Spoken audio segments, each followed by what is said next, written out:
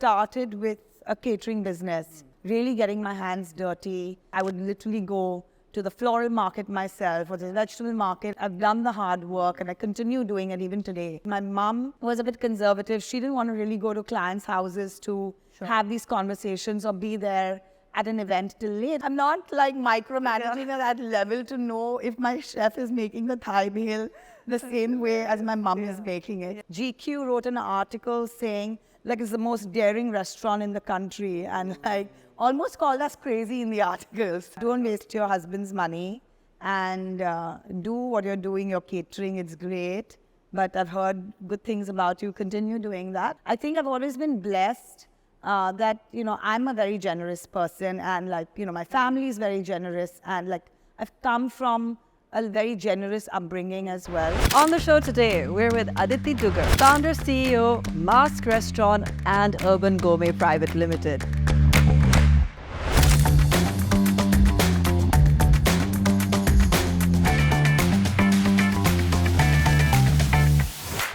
If you're thinking of the word boss lady, I don't know anyone who embodies it quite like she does. This is going to be an episode you don't want to miss.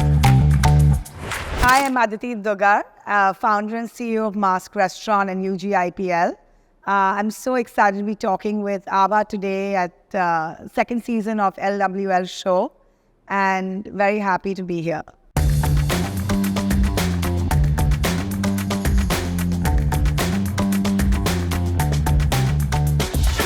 Aditi, fabulous to have you with us on the show. I have been wanting to sit down and catch up with you for a very long time now.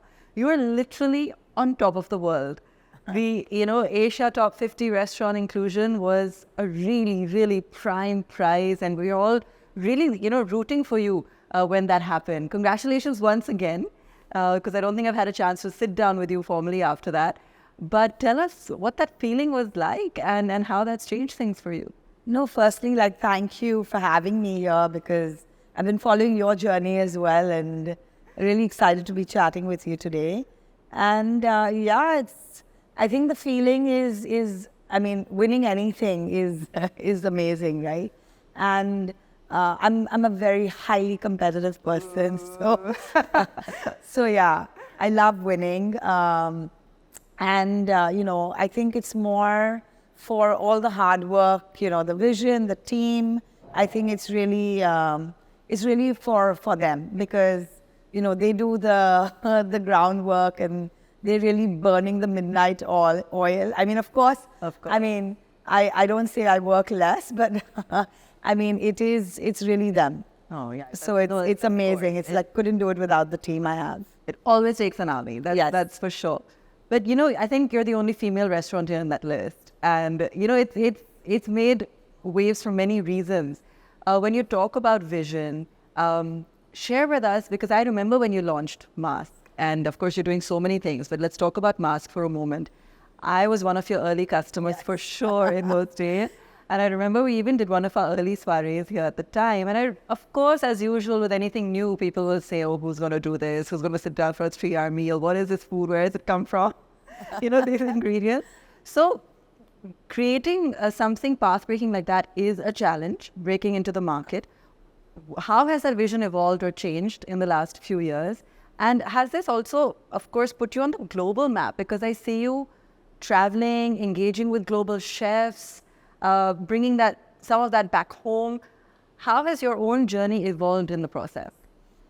Definitely, I think as a restaurant, it was a total experiment and a risky project and an expensive one also to delve into or dive into. But I think that because, I come from a background of finance, so I definitely have a big risk appetite.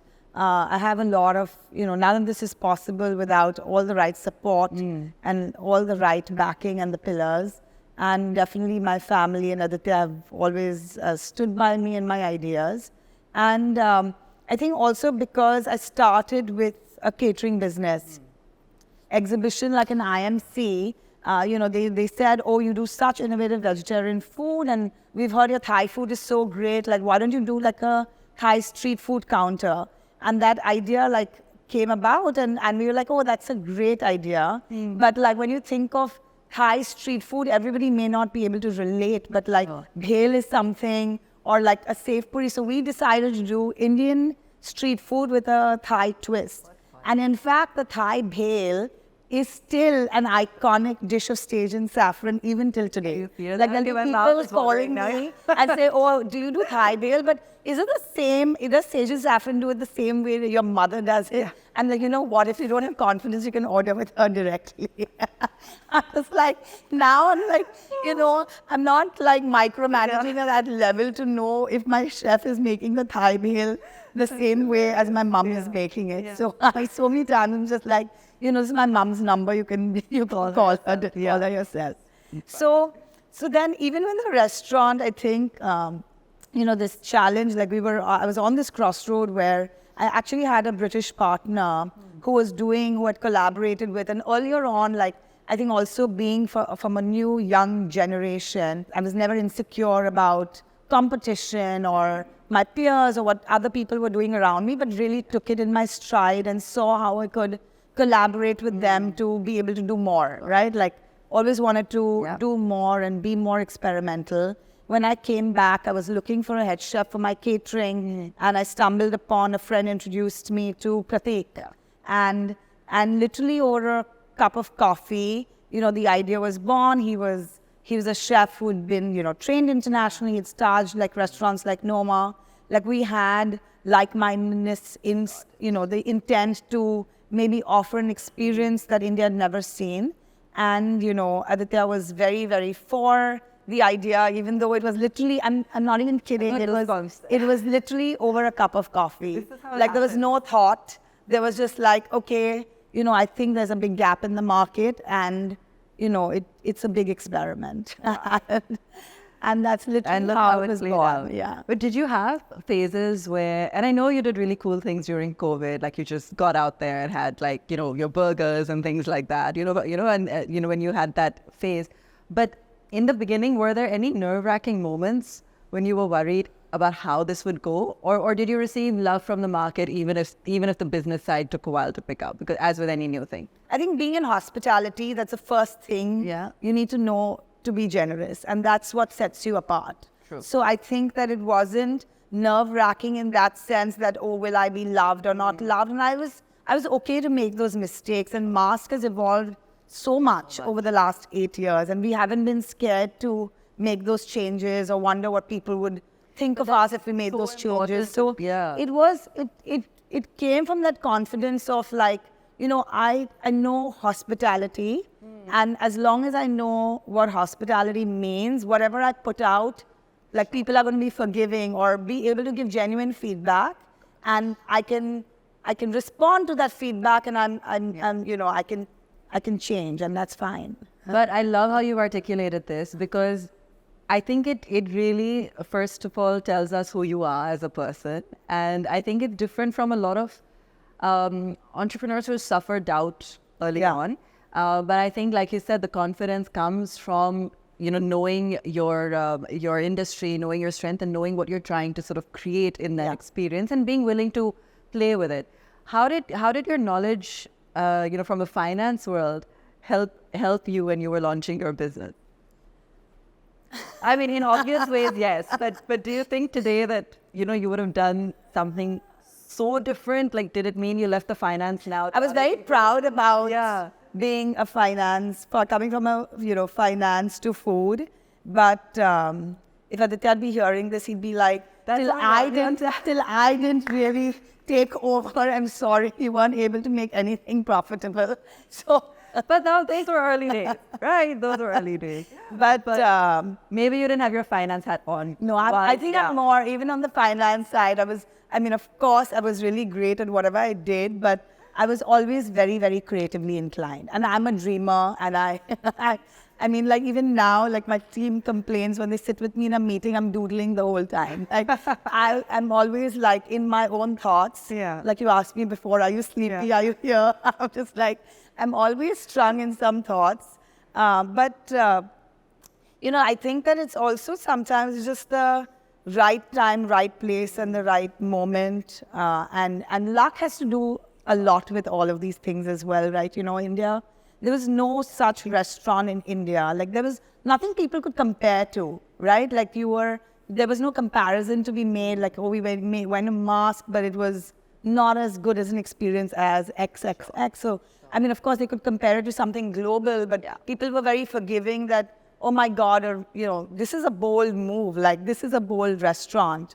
And we just had, like, people come in to just see what the hell we're doing. And, No, and the fact, one of the first press articles that went viral, and we had, like, people flying in from, like, Japan and Dubai, and we were like, where are these people? Like, how do they know about us? Because GQ wrote an article saying, like, it's the most daring restaurant in the country, and, like, almost called us crazy in the article. So amazing. That went viral, and, like, we had international audience coming, saying, we read this GQ article. They would open it up at the door and say, is this the same restaurant as this GQ article? That's so cool. Yeah. Wow. So, no, and for a premium restaurant to withstand the test of time, I think we were discussing earlier, but there are very few, maybe like an Indian accent, that have done that. I think it's fairly commendable. We otherwise see restaurants opening and shutting every other day for various reasons. So I think for something to sustain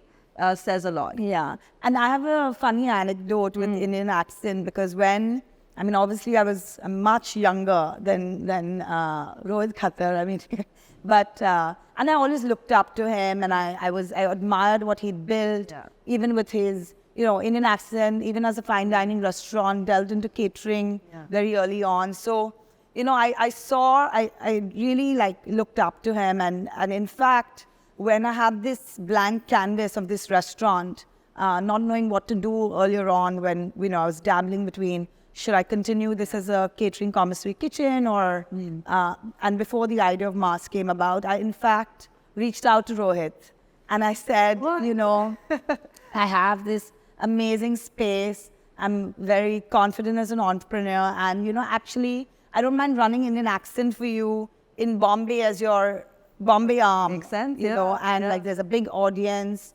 Everybody loves your, people were going crazy about that blue cheese naan back in the days. They still do.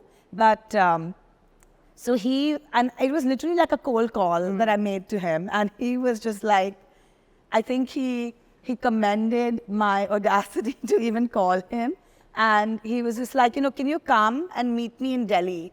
I was on the next flight to Delhi, and that's how I am. I'm ready to jump off a cliff anytime. And I was on the next flight to Delhi, went to meet him.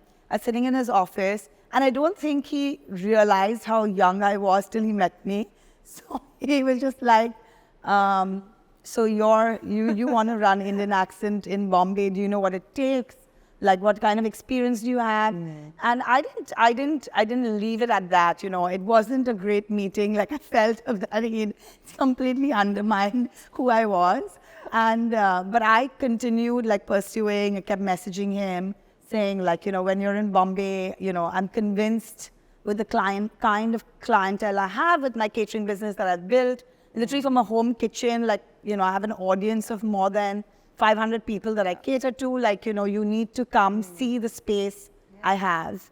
And I remember coming with him, Aditi and me drove him down this mill, and he was just like, where are you taking me? Are you trying to kill me because I didn't entertain your wife properly in Delhi? And then we got him here, and he just gave me a pat on my shoulder, and he said, Bacha, just quit while you're ahead. Wow.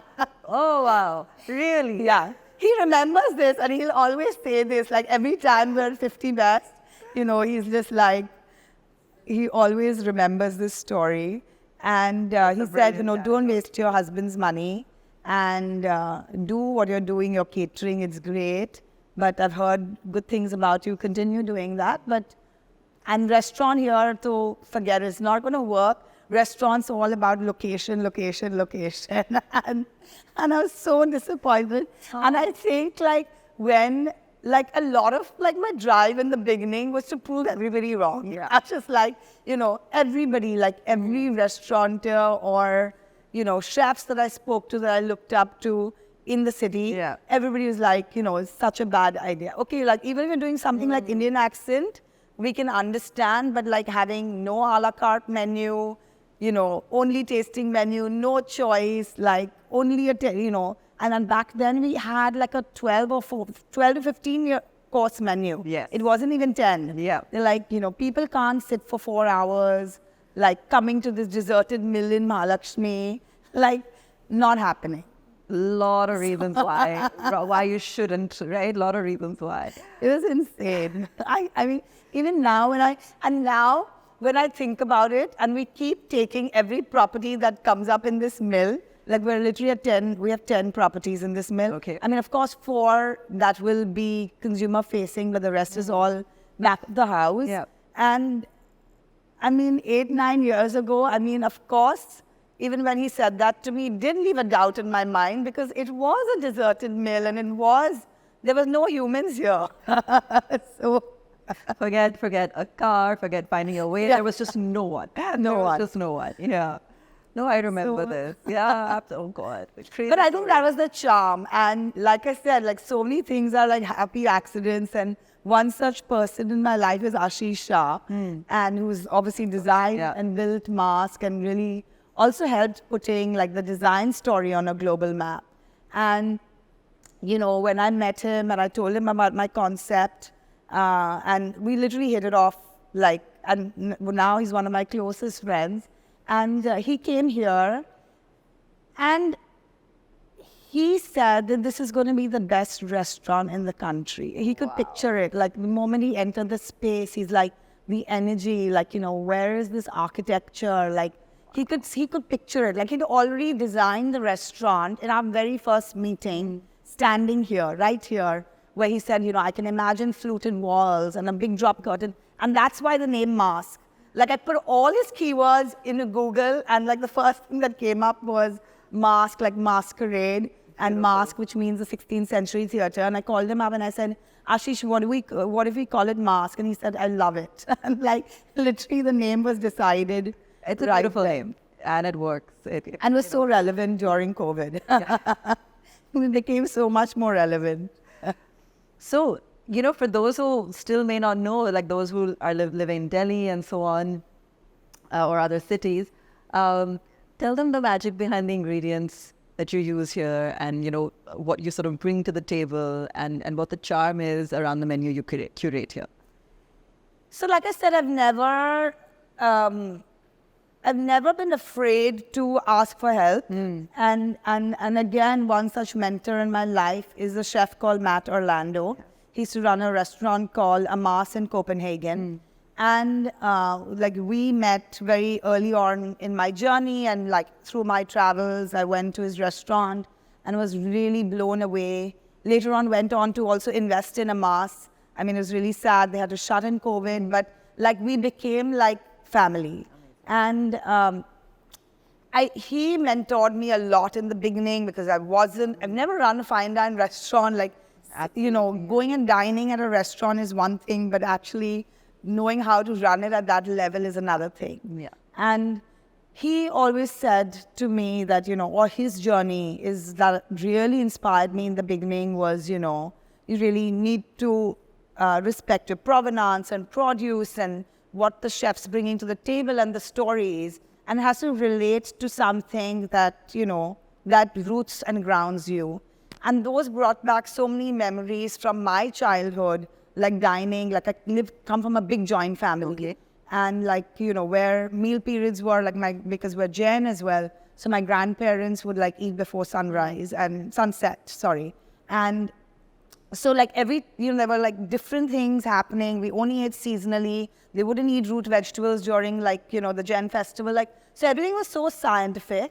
And the dots started to connect when he would have these conversations with me, and and he is love R&D, and I started doing all this research and started connecting with people, and to my luck again, like I chanced upon this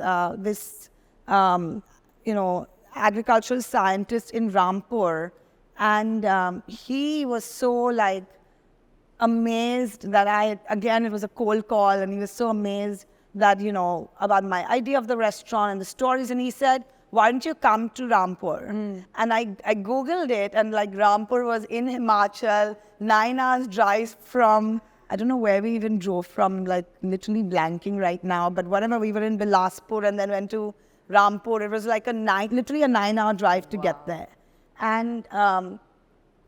And the roads were like literally rickety-rackety. I didn't like picture like this. Like, where are you going? What am I going to And again, like it was literally, I spoke to him maybe on a Friday. On Monday, I told Pratik, like, let's go. Like, you know, I want to go because like he's so knowledgeable. And like he said that, you know, what are you talking about, Mayor lemons? I have like the, you know, the Rampur lemons here are better than the Mayor lemons. And like, you know, I make my own plum ferments, and like he really like excited us with all these stories.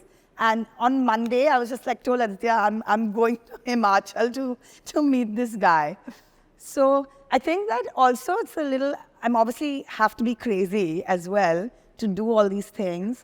But yeah, so we ended up in Rampur, and at the same time, there was like a food festival going on. And like the best Himachali food was being showcased, and like so many of them, like, and I connected with particularly one woman who was from Bilaspur, who made a famous makke ki roti and sarson ka saag. And I even called a few months later for a catering that I did in Bombay. So like, you know, it was like these small stories that have like kept me excited and like connected. And those connections don't mean like just connecting and networking with, you know, just people in our circuit, but like really going beyond, like the farmers, the communities, the regions, understanding different cultures. And that became like my drug. Like I would like land up, then we'd land up in Bangalore, we were landed up in Pondicherry, and we sourced like the first bean to bar that came to our restaurant. And now Maison al Chocolate is become like a household name. But we were the first restaurant that they ever even supplied to. Oh, wow. And again, they were just like, we've never done like a big bar. Like we don't do wholesale bars. But we were like, okay, but this is our story. We've come all this miles to come here to see you. You better send us this chocolate. These are great stories. Yeah, you know, thank you for sharing them with us. It was just that conviction of like, and like, you know, India has so much to offer. And like, suddenly it was just like, you know, how come like nobody has documented this? Nobody's saying these stories. Like, you know, everybody talks about Kashmiri saffron, but nobody knows about it, or morels, and nobody knows. And we've done this. We've documented in our journey. We've taken like BBC came with us to, you know, morel hunting in Kashmir. So we've done like we recently with Varun, we went seaweed harvesting in Goa, and like we're doing something soon, you know, on a big international news platform with them. So, you know, around seaweed. So I think it brought up sparked so many conversations in my head as well about sustainability and how we source and how we eat and how, you know, tribes are eating. And that became kind of the weaving stories at Masque. And it inspired the chefs. It inspired the chefs to not be part of some SOPs and like set recipes, but like, okay, we go to the market, we see this produce, what can we cook? Or like, you know, to be creative. Suddenly something's arrived from Uttarakhand, and there's fiddlehead ferns. What can we do with this? So it also brought this whole spirit of R&D within the entire team. Got it. And I can see it continues. I mean, I still see your posts and you know, all of your experimentation and discovery. I think that, and I think there's something just so wonderful about it. You know, when we spoke, I remember in an interview about 4 years ago, you had said to me, more is more.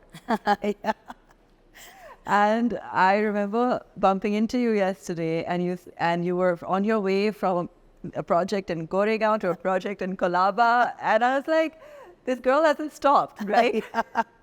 If anything, it's become more is more is more. Yeah. So it's great to see you so passionate and so driven. Your businesses have also expanded. Masque is, of course, profitable and continues to be signature, recognized globally. You have your catering business. You're also now venturing into a new format called 27 Bakehouse, and which is just around the corner. And you know, we're going to have some of that coffee. But tell us what the thought was. And pizza. What was the thought behind that? I think that, again, I think that COVID is to thank, and especially when you talk about more is more and more and more, like it just takes me back to this morning where I've just done up my older son's room, and we were just decluttering the house, and like things are just coming out from cartons and cartons, and I must have thrown out at least 15 cartons of things this morning. Wow. I've been up since 6:30 cleaning. Wow. And then even what I went and put back in the room, it's not fitting in the cupboard. So Aditi, I was just like, where have you been? Like literally like even my house is more. It's crazy. But now I'm in a decluttering stage of my life. But it's great to see that side to you and the human side to you for those of you who may not know. Aditi has three sons. So she manages to do sort of look into all these different facets of her life with complete ease, or so it seems. No, it's not easy.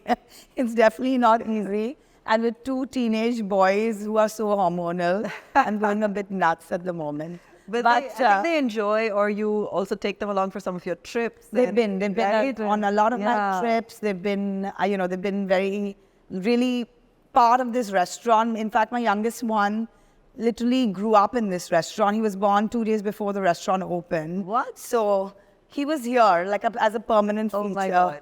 God. There are pictures of him like with an old monk bottle and whatnot instead of his milk bottle. Though he was never, I was always only breastfed. He's never had a milk bottle. I didn't realize that you delivered just before you opened. You must have. Yeah. You don't seem like you get stressed, but your stress levels must have been, or your anticipation levels. Well, it's not that I don't get stressed, but I go with the flow. Right. Of course, everybody gets stressed about things, or you can be anxious, but I just go with the flow, and I don't overthink matters. Even with my kids, like I go with the flow. So you came into the restaurant a few days after it opened? No, actually, because I went into preterm labor. I drove myself to insanity with all these travels and the research trips, and I wasn't giving my body any rest, and I was overconfident. It was the third time around I was pregnant, so I was very overconfident. Like I was bicycling and till the 8th month, and then obviously I drove myself to the hospital. I got preeclampsia, so actually I never came when the restaurant opened. For the first 3 months, I wasn't here. 3 months, okay, fair. Aditya had taken over. He quit his day job, and he was managing the restaurant because he knew how hard I'd worked to get it up. So clearly I don't have kids, which is why I said, were you back here in a few days? No, I would have been. I literally would have been because, my phone was taken away because my blood pressure had shot up so much. That's why I went into preterm labor, and I had an emergency C-section, and whatever, my phone was taken away, and my doctor, Avan Dadi, now is just like, nobody wants any more heart attacks from you, and especially not me. So it was such strict instructions. My mom wasn't allowed to give me my phone. My friends couldn't come meet me and chat with me. Nobody could speak about the restaurant. I couldn't ask any questions about the restaurant. She put such strict rules that she actually drove me mad after 3 months. I went to her when Arabi was nearly 5 months old, and I said, "Doctor, I think I've lost myself. In this whole process of you thinking that, this is helping my health and all these restrictions you've put on me, I think I've actually lost myself." So she said, "Okay, so what are you trying to say? What do you want to do?" I said, "I want to go skiing with my 5-month-old and take my 2 boys, and I want to do this alone. I need to do something like that. I need to do something so extreme that I feel normal now." I'm blown away.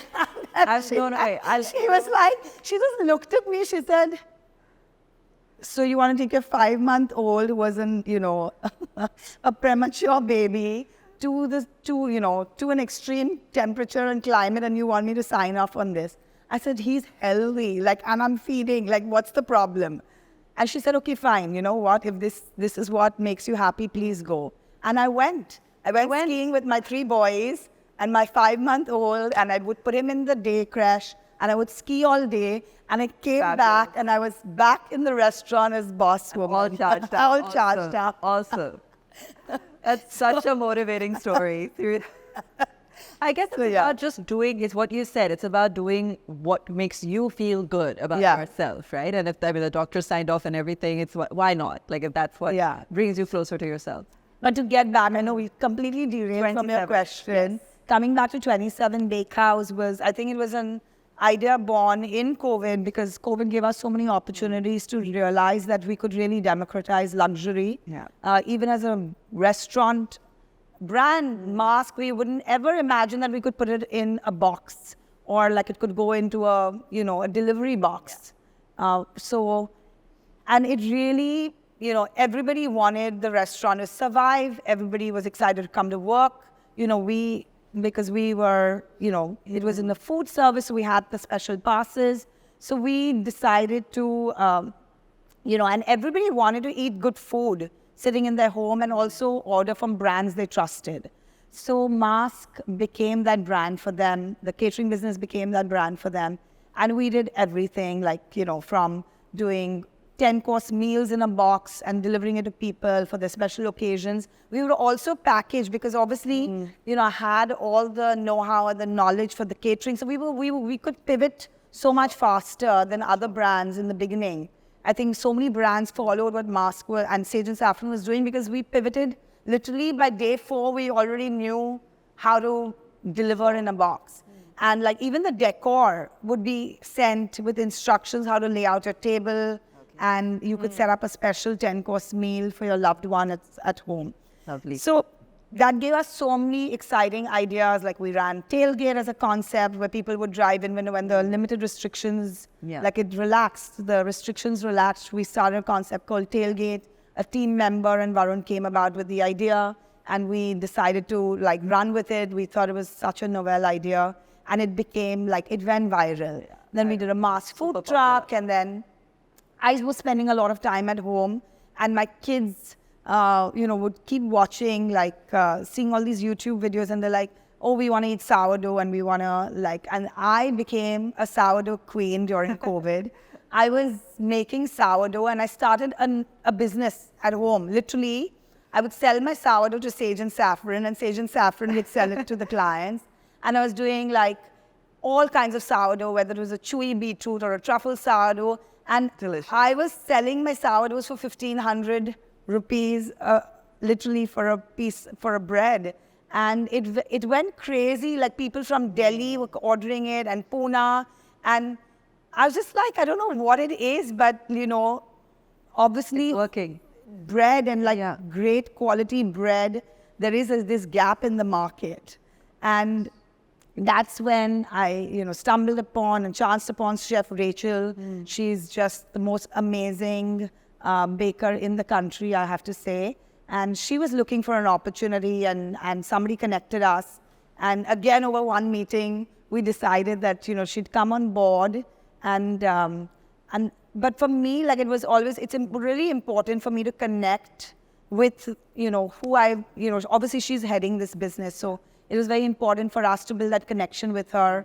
Akshat, who's, he's been literally my very first part of this UGIPL family, but also has now looking after all the special projects. So him and me decided that, we should go to Israel, because, we loved Levantine food and the breads from the Levantine region. So we literally booked a trip to Tel Aviv, and when we went there, we connected on so many ideas and stories and, what a bakery brand could be. And that whole no bullshit, actually philosophy comes from Tel Aviv, where we would be sitting in a restaurant and they would come and put a brown paper mat and scribble on it, tear it off and give you the bill.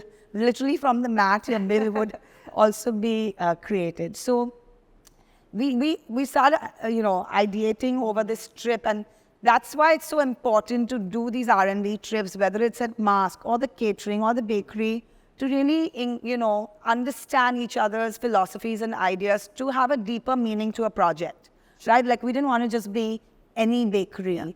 And the whole idea was to be a neighborhood bakery. And when we opened in Bandra, that was the concept. It's that, people would come and say, oh, how come you don't have a full-on coffee program? Or why don't you do sandwiches? And we said, no, that's the vision. We just want to be, Interesting. a neighborhood bakery. That's all we want to be. Yeah. And then 2 years later, we've set up a professional kitchen, and we've supported this whole project and realized that now we should give it some legs and scale. And again, like Aditya, because he studied in New York, and for him, pizza is something everybody loves. It's like one thing that anyone relates to, whether you're 2 or 99. It's it's like, so we decided, and we love pizza, and we were in New York, and like everybody in our team loves pizza. Like, we're all crazy about pizza. So we, again, on this trip, when we were all there because Masque was cooking in New York, and we were literally going from one pizza joint to the other. We decided that actually an extension to Bakehouse should be a pizza, because it's slow-proof bread, and it's from the same family, so we're not really moving away from the vision. And and Anthony Falco, who was a consultant to the project, is known to me, and he's really a pizza wizard. He's worked to set up Roberta's in New York. So we contacted him, and again, all the timing worked out. He happened to be in Italy. He was able to come down and spend 2 weeks with us. And the project just came to life, and it's gone viral. So it's very exciting. Yeah. And now I think we found the right formula to scale this brand. So you'll see a lot of this rolling out. Are we going to see it in Delhi? This you can bring today. I don't think I want to go multi-city. No, I think Bombay there's a lot to cover within Bombay, and the pin codes, and that's what ended up in Goregaon yesterday. I was just eating pattern in the suburbs. We don't realize how populated the suburbs is. Like, if I can also just start populating in the pin codes in the suburbs, it's a lot to handle. No, of course. You're looking already like, no, don't ask me to do more right now. No, everybody asks me, oh, come in Delhi, come here, we write you a blank check. I'm just like, I don't want to. I don't want to make my life more, I don't want to be on a plane, more plane. Yeah. No, fair enough. So if you look at your pie right now, between, let's say, the catering business, Masque, and of course 27 is still a new concept. Yes. What would you say is the breakup of the pie currently, and how do you see it changing, let's say, the next 5 years? So I would say that catering would take up about, say, 60% of the P&L. Right now, Masque would be at about 40%. And the catering the Bakehouse is just... Just started. It's very new. It's been 2 years, but a lot of that all the profits over the 2 years have gone into building the back end and the kitchen and the central kitchen. So I'm not really accounting for that. I shouldn't ask you the kind of scale you're looking for in that right now towards... Yeah, at least in this year, we want to be at 10 bakehouses. And, that's pretty significant in terms of... Yeah, and it's a highly profitable business. Sure. So we're able to... So right now you're identifying locations, et cetera. And on the catering side, you said when you started out, let's say you had 500. Today, what are the numbers like? In terms of honestly, I haven't. The reach is massive, because now we have the ability to cater not only in Bombay, but we've gone to Pune, all over India. Okay. We've been to Ahmedabad, Aurangabad, Pune, Delhi, Hyderabad, Calcutta. We've catered to everywhere in India. And now we're also doing international events. Oh, wow. We were in Budapest recently. We've been to Dhaka. Yeah. So now we're also looking at... Team is going to Cannes this year, and we're also collaborating with like-minded caterers. So we work with Richard Dalmia or Popular or Food Links. We also go into become parts of a larger catering as well. So that's one way for someone to experience what you do in their city. So Araku, we still have to talk about that, but I want to summarize some of the things that have come to me from the conversation so far. Aditi loves winning. She's super competitive.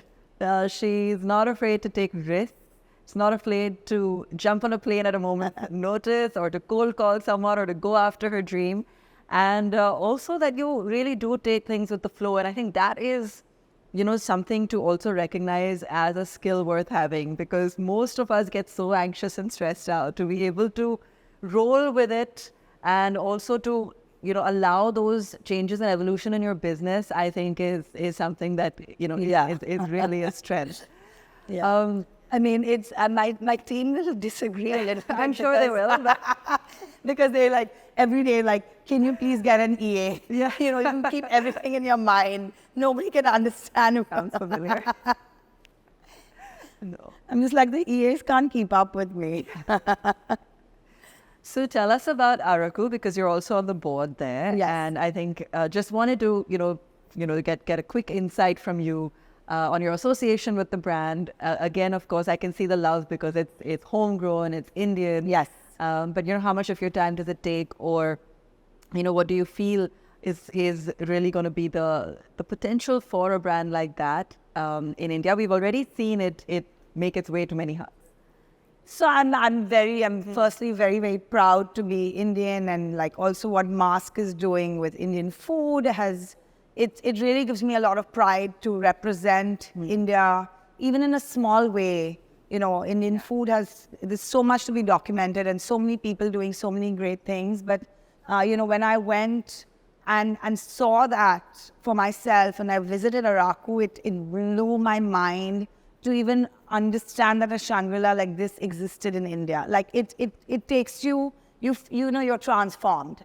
It's really a story of transformation, and you feel that when you go to Araku and you visit the valley. And especially the work that Nandi is doing with coffee. I mean, the coffee, it's not like they started growing coffee. The coffee it was left by the British there, but I think that they used that, they realized that was their core product. And then the way they've, put precision and discipline into and like got the right people. And of course they have the crazy, he's absolutely crazy, this agronomist called David Hogg, who's an Indophile from New Zealand, literally has like given his life up for Araku and the work he's doing. And he's changed the way regenerative farming works in India. Like he can make magic out of any soil, any barren land.